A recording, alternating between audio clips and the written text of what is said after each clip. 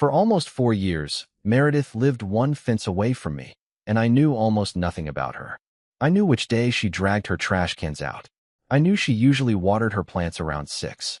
I knew she worked from home at least a few days a week because I could see the upstairs office light from my kitchen. That was about it. Then one Tuesday afternoon, I walked outside with coffee during a break from work and saw her sitting completely still. That was unusual. Meredith was normally doing something. Reading, pulling weeds, moving pots around. Once I watched her spend 20 minutes arguing with a sprinkler.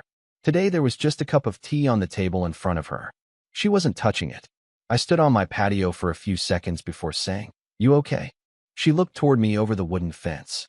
Normally that question would have gotten a polite answer. Fine. Busy. Long day.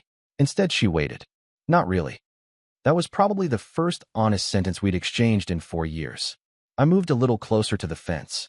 Anything I can do? My father is in the hospital. Her voice was calm, but there was something tight behind it. He had a stroke yesterday. I'm sorry. She nodded once. Then she said, "We haven't really spoken in years." That changed the shape of the conversation. I didn't know what to say, so I went with the truth. Are you going to see him? Meredith looked down at her tea. I don't know. I leaned against the fence. That sounds like one of those decisions where every option feels bad. She looked at me again. Then she gave this tired little laugh. Yes, exactly. We talked for maybe 5 more minutes. Nothing dramatic. She told me her father was conscious and that the hospital had called because she was still listed as his emergency contact. I didn't tell her what she should do, mostly because I had no idea. When I went back inside, I had a product meeting starting in 7 minutes. I spent the next hour discussing why users couldn't find a settings button that somebody had apparently decided to hide behind 3 other settings buttons. Normally, that kind of thing occupied my entire brain. That afternoon, it didn't. The next day, Meredith's car was still in the driveway. Around lunch, I went outside to check one of my vegetable planters, and she appeared near the fence. I decided I'm going, she said. I looked up. To see your father? She nodded. Then she frowned slightly. I'm not sure why I'm telling you.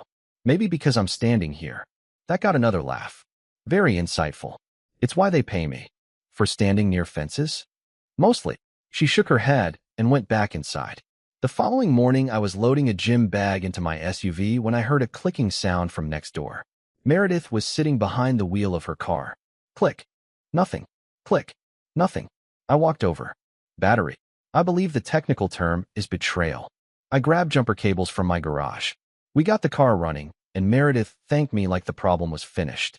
It wasn't. 10 minutes later, just as she was getting ready to leave, the engine quit again. She stood beside the driver's door staring at it. For the first time since I'd known her, Meredith looked genuinely frustrated. I have an appointment with the doctor in 45 minutes. I glanced at my watch. I can drive you. No, Phil. It's not a big deal. You're working. I work from a laptop. The laptop has survived travel before. She still looked hesitant. I shrugged. You can spend 20 minutes finding another option, or we can leave now. She studied me for a second. Fine. Strong enthusiasm. Don't ruin it. The hospital was about 35 minutes away. At first we barely talked. I kept some instrumental music playing quietly because silence felt easier with something underneath it. About 10 minutes into the drive, Meredith glanced toward the screen. Is that from Arrival? I looked over. You know this? Of course I know this. That was the first thing I learned about Meredith that had nothing to do with being neighbors. She liked film scores. A lot. Apparently, she kept records at home, collected soundtracks, and had opinions about composers that were much stronger than any reasonable person needed. I told her that. She said, "You own 7 versions of the same gray t-shirt. You're not qualified to discuss reasonable behavior." I looked down at myself. Gray t-shirt. Fair. The conversation faded after that, but the silence didn't feel awkward anymore. At one point, Meredith looked out the window and said, "Silence is easier when it doesn't feel like punishment." I didn't ask what she meant, but I remembered it. At the hospital, I walked with her to the lobby. "You don't have to wait," she said. "I know. I could get a ride home." "I know." She looked at me. "You always this annoying?" "Only before lunch." There was a cafe downstairs, so I bought coffee and worked from my laptop while she went upstairs. Almost 2 hours passed. When Meredith finally came back, she looked composed, but exhausted. I closed the laptop. "How'd it go?" She sat across from me. He apologized badly. I waited. Then I asked, was he always bad at it? Her mouth moved like she was trying not to smile. Professionally, that little laugh seemed to surprise both of us. On the drive home, she eventually told me more. Her father, Ryan, had spent his life believing problems could be handled by being tougher than them. Years earlier, Meredith had lost her husband, Daniel, after a sudden heart condition nobody had known about. She and Daniel hadn't been married very long. They'd been happy. Afterward, Ryan apparently decided Meredith needed instructions for how to continue living. He told me I needed to pull myself together, she said. I kept my eyes on the road. He said I was isolating myself, that I should date again, that life hadn't stopped. That sounds helpful. She glanced at me. Your sarcasm needs work. I've been remote too long. She looked back out the window. The worst part wasn't even that he wanted me to move forward. It was that he acted like there was a correct schedule. She paused. Daniel and I had talked about children. After I lost him, I decided I wasn't going to become a mother alone. And your father had opinions. He had several. I didn't ask for details. Meredith gave them anyway. He made it sound like I was quitting on life. We drove another few blocks. I wasn't quitting, she said. I just made a decision he didn't understand. When we reached home, she thanked me and disappeared inside. I figured that was probably the end of it. It wasn't. 3 days later, somebody knocked on my front door. Meredith stood there wearing jeans and a dark green cardigan. I owe you coffee. You don't owe me anything. Then I'm inviting you. I looked past her toward her house. Next door? Yes, Phil. I didn't arrange transportation. Her house surprised me. From outside, it always looked very neat. Inside, it looked lived in. Bookshelves covered one wall. Plants were everywhere. There was a record player beside a stack of albums. Framed photographs hung over slightly mismatched furniture, and an unfinished puzzle had taken over half the dining table. I thought you were the quiet neighbor, I said. She handed me coffee. I thought you were the guy who owns 12 identical gray shirts. 7. I knew it. We sat in her living room. That was when she told me more about Daniel. She didn't fall apart telling me. She spoke plainly. They'd met through friends. He made terrible pancakes. He loved old movies. He could never remember where he'd parked. Then one day, everything changed fast. I figured out how to keep living pretty quickly, she said. Enjoying it took longer. I looked at her. Those sound like different skills. She went quiet. Then she nodded. Exactly. After that, something shifted between us. Not romance. Not yet. We just stopped being strangers. Over the next couple of weeks, we'd talk over the fence during breaks. Sometimes for 5 minutes. Sometimes 20. She recommended books. I sent her music. I helped her figure out why her Wi-Fi kept dropping, which turned out to be less heroic than it sounds because her router was hidden behind approximately 40 books. She invited me into her backyard for tea one afternoon. Another evening we walked around the neighborhood and argued about whether a movie could still be good if the ending was terrible. I started seeing sides of her I'd somehow missed for years. She was funny, competitive. She cared way too much about fictional characters. She swore at plants when they refused to cooperate. One afternoon we were both standing near the fence with coffee when I said, we should charge this thing rent. It does most of the social work. Meredith tapped the top board. It's useful. How? Gives us both an escape route. I laughed, but something about the way she said it stuck with me. A few days later, she asked why I never seemed to have anyone over. I like being alone, I said. Meredith watched me. Or you're good at it. I didn't answer immediately. She didn't push. That was becoming one of the things I liked about talking to her. She could leave a question sitting there without trying to force an answer out of me. Eventually, she went back inside. I stayed near the fence for another minute, thinking about how strange it was that I'd spent 4 years living beside this woman without knowing any of this. Then the next afternoon, right around the time I usually took my coffee outside, I caught myself checking whether Meredith was already in her backyard. She was. And when she looked up and smiled at me, I realized I'd started looking forward to that part of my day. After that, seeing Meredith became part of my day without either of us officially deciding it would. Some mornings, she would be outside before I finished my first meeting. Other days I would hear her back door open around 4. Usually right when I was losing patience with whatever design problem had occupied my screen for 6 hours. We still talked over the fence. Coffee became tea sometimes. Then one afternoon, she pointed at the chair across from her patio table. You know, you can come around. I looked at the fence. That seems like cheating. Phil, I'm just saying, this fence has carried the relationship so far. She smiled. Come drink your tea. So I walked around. That became normal too. Meredith gave me a novel she insisted I would like. I told her I didn't accept homework from neighbors. You're a UX designer, she said. Your entire job is homework with rectangles. I read the book. She was annoyingly correct. I sent her a soundtrack afterward, and she sent back 3 others with a message that said, for somebody who claims to like film music, your education has gaps. We started taking short walks around the neighborhood after work. Nothing about it felt like dating. At least that was what I told myself. Then we went to a bookstore. Meredith had mentioned she needed to pick up something for work, and I needed an excuse to stop staring at my laptop. I figured we would be there 20 minutes. 2 hours later, she was standing in the history section criticizing the cover design of a book she hadn't even opened. You're judging it by the cover, I said. I'm an editor. I'm allowed. That is literally the thing people tell you not to do. Those people don't work in publishing. We bought coffee next door. The woman at the counter handed me both cups and said, your wife's is the oat milk one.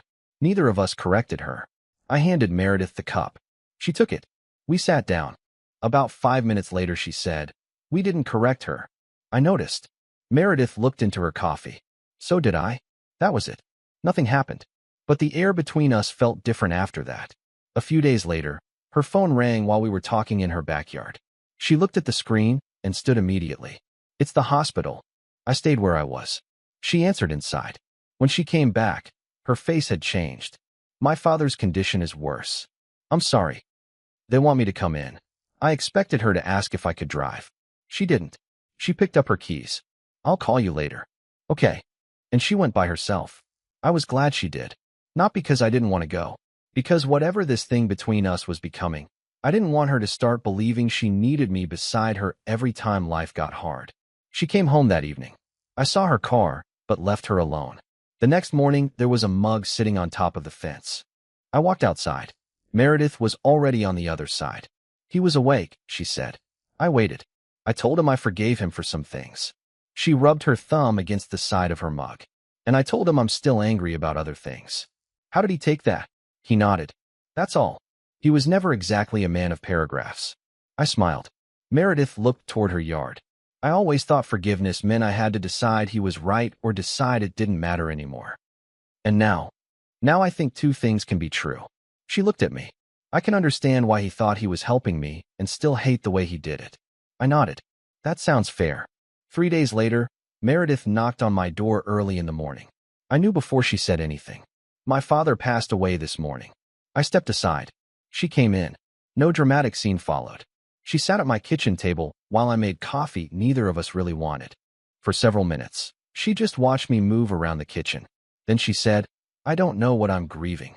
I sat across from her. You don't have to choose one thing. She looked tired. I'm sad about him. I'm angry at him. I'm sad we wasted years. I'm angry that he waited until the end to admit any of it. Her voice stayed steady. And somehow it's bringing Daniel back into my head too. I didn't tell her that everything would be fine. That sentence would have been useless. So I stayed there. Later, when she left, she squeezed my hand once before walking home. During the next week, Meredith handled the memorial, paperwork, calls, and everything else that arrives when a family situation ends, but the responsibilities don't. She didn't disappear. She also didn't lean on me for every decision. Sometimes she came over for coffee. Sometimes I didn't see her all day. A few days after the memorial, the hospital gave her Ryan's remaining personal belongings. That evening she came to the fence holding a white envelope. He left me a letter. You read it? No. She turned it over in her hands. Then she looked at me. Would you stay while I open it sometime? Yes. She nodded. She still didn't open it. Another week passed before she mentioned getting away for a couple of nights. She had found a small place near the coast, not far from Bodega Bay. I need somewhere that doesn't contain paperwork, she said.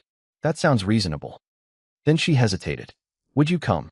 I didn't answer immediately. Meredith noticed. What? I leaned against the fence. Because you don't want to be alone? Partly. I waited. She understood what I was asking. But I also want you there specifically. I nodded. That second part matters. It matters to me too. Write in the comments. If someone asked you to join them after a major loss, would you go, give them space, worry they were depending on you too much, or ask what they really wanted first. I went. We took my SUV and booked separate rooms at a small inn. The drive felt strangely normal. We stopped for lunch, argued about music, and spent the afternoon walking along a coastal trail under bright, cool daylight. Meredith told me stories from when she was a kid. Apparently, she once tried to run away from home at 11 and made it 3 blocks before realizing she had forgotten food. You came back. My mother found me sitting outside a convenience store. That's a strong criminal career. I lacked preparation. The next day we wandered through shops and found another bookstore. At some point I told her about the time I tried to impress a girl in high school by pretending I knew how to skateboard. Meredith laughed so hard she had to stop walking. Then she suddenly went quiet. What? She looked almost embarrassed. My father's been gone a week, and I'm standing here laughing at your terrible story. That doesn't cancel anything. She looked at me for a long second. Then we kept walking. On the second evening, Meredith knocked on my room door with Ryan's letter in her hand. Now, I moved aside. We sat next to each other near the window. She opened the envelope. The letter wasn't long. Ryan wrote that he had believed strength meant pushing people forward. He thought if he kept Meredith moving, sadness wouldn't swallow her life. He understood too late that he had turned concern into control. He told her he had no right to make her choices about Daniel, children, or her future feel like failures. And he was sorry he had made his daughter believe she needed his approval to live her own life. Meredith finished reading and lowered the page. She cried quietly. I didn't reach for her. I didn't know if she wanted that. After a minute, she reached for my hand. So I held hers. A little later, she rested against my shoulder. We stayed that way until she sat up again. Thank you, she said. You don't have to thank me. I know. That night, I went back to my own room. The next morning, we had breakfast at a little cafe. Meredith stirred her coffee. Thank you for not turning every hard moment into something you had to fix. I work in software. I've learned some things stay broken after updates. She laughed. There's the wisdom again. We drove home that afternoon. When I pulled into my driveway, Meredith took her bag and stood beside the SUV. For a second, I thought maybe something was supposed to happen. Nothing did. She smiled. Thank you for coming. I wanted to. I know. Then she walked next door. And I let her. Over the next few days, I didn't invent reasons to check on her. I didn't hover near the fence every time I heard her outside. I went back to work. She handled her father's estate. We still talked, but less. I figured whatever had happened between us at the coast needed room to become something on its own. Or become nothing. Either way, I didn't want the answer to come from one difficult week when she needed company. So I gave her space. What I didn't expect was how much I noticed the space once it was there. For about 3 weeks after the coast, Meredith and I became neighbors again. Not strangers, just quieter. She dealt with her father's house, paperwork, phone calls, and boxes that kept appearing in her garage. I worked through a product redesign that somehow involved 12 meetings to decide where one button should go. We still talked over the fence. Just not every day. The strange part was that nothing was wrong anymore. There was no urgent phone call, no hospital drive, no letter waiting to be opened. And I still wanted to see her. That answered a question I hadn't wanted to ask too early. Then, on a Thursday afternoon, my phone buzzed while I was working. Meredith. Dinner. No hospital. No funeral. No crisis. Interested? I stared at the message and smiled. Very. She replied almost immediately. Good. 7. This time we drove 20 minutes away from the neighborhood to a casual restaurant with outdoor tables. Meredith wore jeans, ankle boots, and a dark blue blouse. Nothing dramatic. I had changed shirts twice. I was annoyed with myself about that. She noticed anyway. Is that one of the 7? No. So you own other clothes. I contain multitudes. Dinner felt completely different from the coast. We talked about her work. One of her writers had ignored 6 pages of editing notes and then asked why the deadline had moved. I told her about a client who wanted an app to feel more digital. What does that mean? She asked. Nobody knows. And you get paid for this? Regularly. She laughed. I liked hearing her laugh when there was nothing complicated attached to it. Halfway through dinner, Meredith set down her glass. There's something obvious we haven't discussed. Our shared hatred of raisins. Our age difference. Less important, but okay. She smiled, then became serious. I am old enough that people are going to notice. They already think we're dating. That woman at the bookstore thought we were married. She moved fast. Meredith watched me. And does that bother you? No. Her expression didn't change. I realized she wanted a real answer, not a joke. No, I repeated. It doesn't. It might eventually. So might your opinions about music. Phil. I know. I leaned back. We're in different places in some ways. I understand that. She nodded. There are things I've already decided. Children. Yes. She didn't sound apologetic. I don't want them. That decision wasn't only about Daniel, and it isn't something I expect to change. I thought about it before answering. I've never organized my future around having them. That isn't exactly the same thing. I know. She waited. I'm not making a decision about 20 years tonight, I said. I'm deciding whether I want another dinner with you. Her mouth softened. And I'm considering it. She kicked my shoe under the table. I smiled. Yes, I want another dinner. We talked about my last relationship too. There wasn't much drama to tell. My ex and I had liked each other. Then slowly, we both stopped making an effort and kept pretending that counted as being easygoing. One day we realized neither of us had planned anything together in months, I said. Meredith looked at me. That sounds lonely. It was extremely convenient. She gave me a look. I shrugged. That was kind of the problem. When we got home, I walked her toward her house. Technically, walking Meredith home from my driveway involved almost no walking, but apparently we were doing things properly. We stopped near the fence. She looked at it. This feels strangely formal for people who share a fence. I can walk you another 12 feet if you need romance. She laughed. Then she went quiet. I could feel the change immediately. Meredith looked directly at me. Do you want to kiss me? Yes. No joke came out that time. She nodded once. Good. She stepped closer. The kiss was slow and deliberate. No uncertainty about why it was happening. When we separated, Meredith looked almost amused. Well, for years. I'm not sure we can blame the fence for all of that. I can if I want. Then she walked to her door. I went home smiling like an idiot. After that, we actually dated. Not constantly. Some mornings I worked while Meredith went into her office. Some evenings we didn't see each other at all, but we started making plans. Breakfast on Saturday, a garden center where Meredith spent 40 minutes choosing one plant and then criticized me for buying the first thing I saw. Another bookstore, long walks, music at her house, dinner at mine, which taught Meredith that I could cook exactly 4 things and had been rotating them for years. You eat like someone designed your menu for efficiency. I work in user experience. You're eating chicken and rice. Very intuitive interface. Several weeks into dating, Meredith stayed at my house late after dinner. We were sitting on the couch with music playing quietly when she turned toward me. Her expression was serious enough that I stopped talking. I need to ask you something. Okay. I need to know this isn't because you feel responsible for me. I understood immediately. I set my mug down. I was responsible for driving you to the hospital. She watched me. I'm here tonight because I want to be. She held my eyes for a few seconds. Then she leaned in and kissed me. Later, the rest of the evening stayed private between us. The next morning was much less impressive. I burned toast. Meredith stood in my kitchen wearing my hoodie and staring at the toaster. How do you work in technology? That's unrelated. You have managed to make bread worse. It's experimental. It's black. I threw the toast away. She took my coffee mug and drank from it without asking. That ordinary morning mattered more to me than I expected. Maybe because it didn't feel like some huge turning point. It felt comfortable. And comfort was exactly when Meredith started getting scared. At first, I thought she was busy. She answered messages later. Canceled one dinner. Stopped appearing in the backyard as often. I didn't chase her. After several days, though, I saw her near the fence and walked over. Can I ask you something directly?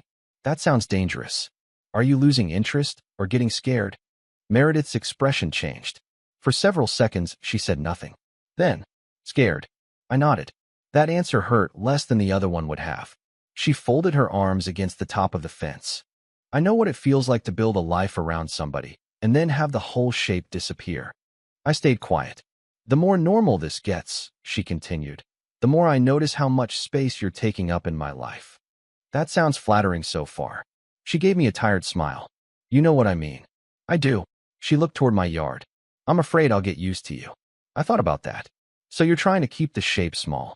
Meredith looked back at me. That landed. Yes, she said quietly. I could have told her I wasn't Daniel. I could have promised I wasn't going anywhere. Neither statement would have solved anything. Instead, I said, I do something similar. She frowned. You? I work from home. I see friends when it's convenient. I dated people without letting much change. That isn't the same as what happened to me. No. I shook my head. I didn't lose somebody the way you did.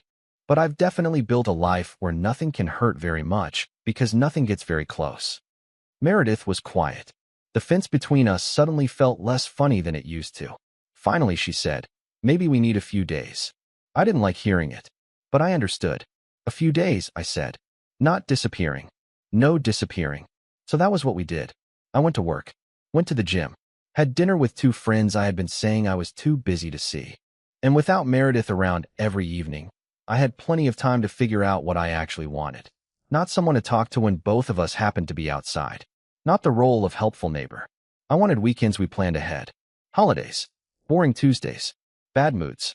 Her books on my table because she forgot them there. A relationship that was allowed to inconvenience me. Across the fence, Meredith was apparently reaching her own conclusion. Neither of us knew it yet. But by the end of those few days, we had both stopped asking whether getting close was risky. We were asking whether staying distant was really what we wanted. On the 4th day of our little break, I was outside checking the tomato plants when Meredith appeared on the other side of the fence. She had a coffee mug in one hand. I had dirt on both of mine. For a few seconds, neither of us said anything. Then she looked at the fence. I think this fence has become stupid. I glanced at it. It's structurally fine. She rolled her eyes. I mean us. Right. Meredith stepped closer. I've spent the last few days thinking about what I actually want instead of everything that could go wrong. I waited. She took a breath. I don't want companionship until one of us gets nervous. I want a relationship. That was probably the most direct thing she had ever said to me. That was where I was hoping this conversation was going. Her shoulders relaxed slightly. But I need us to be honest about what that means, she said. Okay. No disappearing because one of us gets scared. Agreed. No deciding what the other person wants without asking. Also agreed.